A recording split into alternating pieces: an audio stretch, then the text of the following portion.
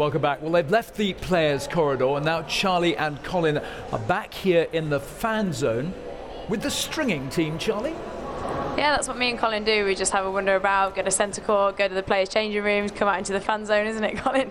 We are joined by Grant Thomas, who's Tecnifibre stringer and also coach.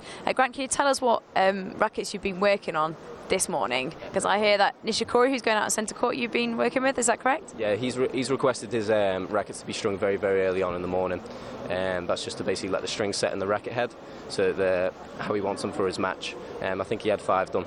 And why does he need them so early? Why did he want them so very early on?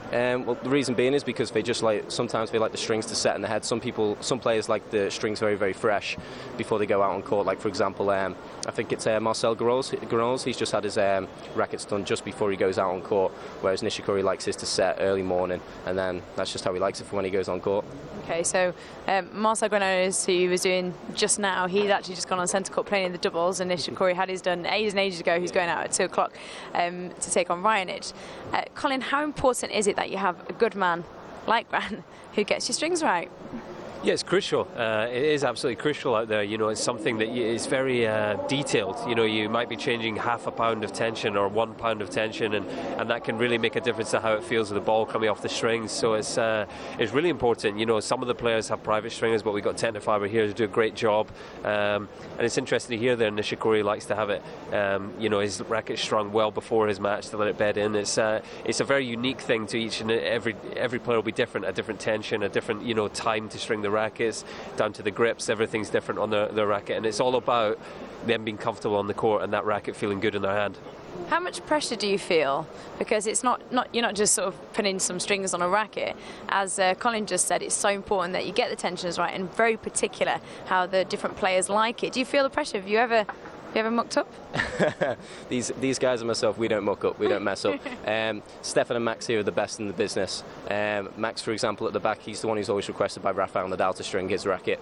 The main reason these guys are picked every time there's a tournament on, they do all the major ATP tournaments which are out there, is because the players, they trust them, they recognise their face, and when they come here, they know that it's going to be a solid job. And also they can be a little bit cheeky sometimes and say, can you do this? Like, for example, Marcel Garros just came down and just said, can you change it by half a pound? just before he went on.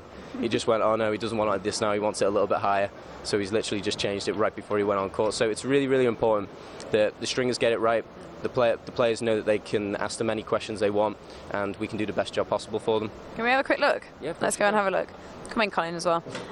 This is David Ferrer's racket, is that correct? He's one of the alternates. What will you be doing for him? What we'll be doing for him is, I think it's going to be a poly and a poly. It's going to be a poly and a poly blend. I'll just ask Stefan. Stefan? Yes? Poly and poly? Poly and poly?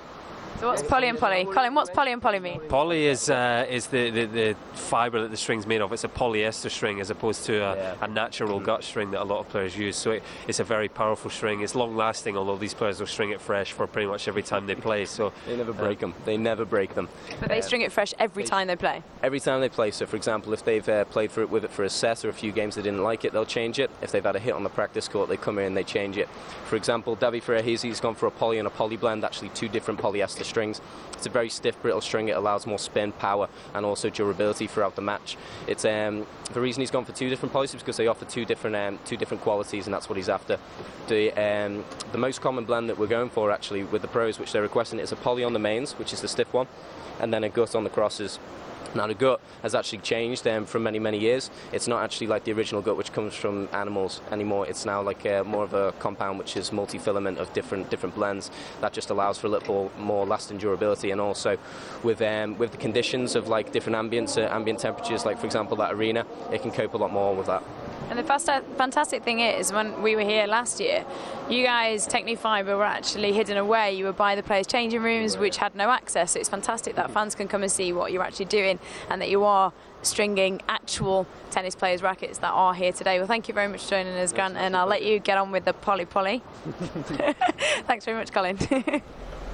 That is absolutely fascinating stuff. It is such a science, isn't it? And so it's very seldom, Darren, one continuous string that makes up the entire racket? Is it most people will go for a separate set of strings vertically from the horizontal strings? Yeah, a hybrid version of strings. Back when we played, most of us used an entire version of natural gut in our strings, but that's very rare these days because of the polyester strings.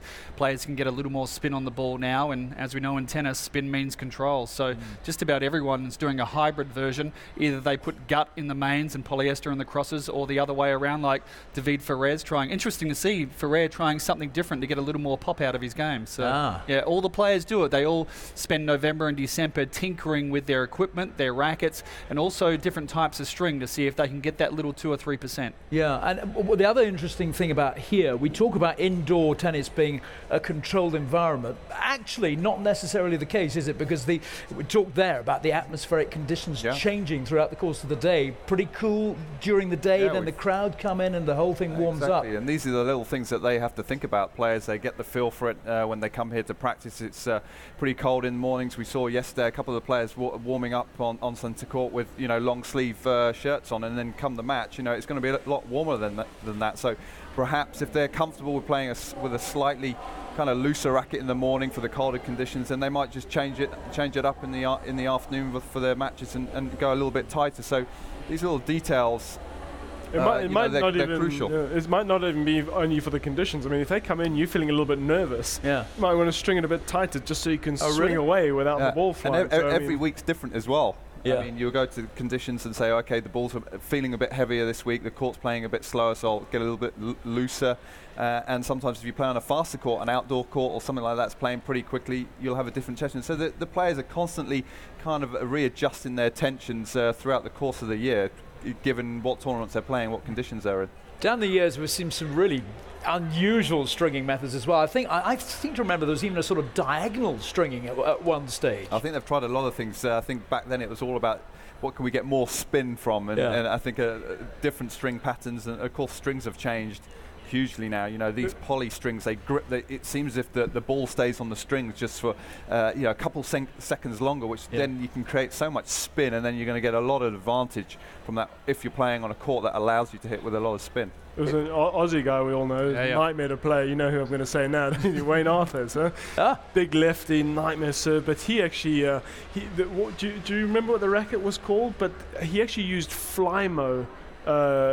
What, the grass cutting thing? The grass cutter for the strings, because there was so few strings in it. Really? I think it was only sort of 10 or 12 mains and maybe 10 crosses. As opposed to this poly. Yeah, poly. But how many would you get? 16, 18 or 18, 20. Yeah. Sorry, Miles. So it was a far less dense string pattern, so the ball would sink right into it and you get an incredible amount of string. But literally he was using, he'd be replenishing his string supply at the garden store.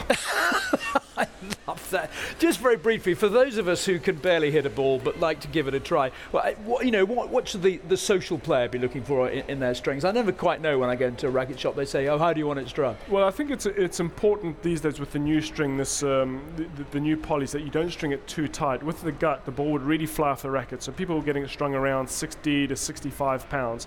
But now with the new strings that are around, the ball doesn't fly as much. That's why the players like it, because they're getting bigger and stronger. They can really swing hard at the ball without the worry of it flying. So, anywhere in the region, sort of from 52 to 56 pounds is probably an average zone. He's taking notes over there. I like that. Lovely stuff. Miles, Arvid, Darren, thanks so much. My Great pleasure. to hear your thoughts as well. And if you're around for the rest of the week, we'd love to have you back on if you have the time. Thanks ever so much. Well, it's time to go for now. The tennis is about to get underway. Don't forget that you can continue to follow all of today's action on our live blog, which has exclusive behind-the-scenes content, up-to-the-minute match reports, player profiles, of course, and much more as well. And that's all at, now pay attention, liveblog.barclaysatpworldtourfinals.com. That's liveblog.barclaysatpworldtourfinals.com. Simple. We're back here at 5 o'clock. I hope you'll be able to join us then. But in the meantime, have a great afternoon.